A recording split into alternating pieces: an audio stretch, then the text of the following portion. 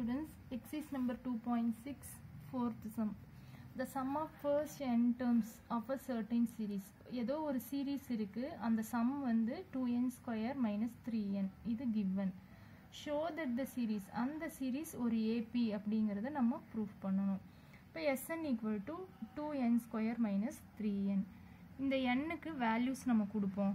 1, 2, 3 அந்த மாதிரி கொடுக்கும்போது இங்கே n இருக்கிற இடத்துல 1 சப்ஸ்டியூட் பண்ணுறோம். 2 into 1 square minus 3 into 1 minus 1 கிடைக்குது. இது a equal to minus 1, இது t1 ஆவும் வச்சுக்கணும். அடுத்து s2 திரும்பவும் nக்கு பதிலாக 2 சப்ஸ்டியூட் பண்ணி 2 கிடைக்குது. s3 3 சப்ஸ்டியூட் பண்ணி 9 கிடைக்குது. இப்போ t1 வந்து a ஓட வேல்யூ minus 1, t2 கண்டுபிடிக்கிறதுக்கு s2 minus s1. So s2 என்ன 2 minus minus 1, அப்போ 2 plus 1 equal to 3. அடுத்து t3 equal to s3 minus s2. s3ங்கிறது 9, 9 minus 2 equal to 7. இப்போ நமக்கு t1, t2, t3 எல்லாமே கிடைச்சிருச்சு.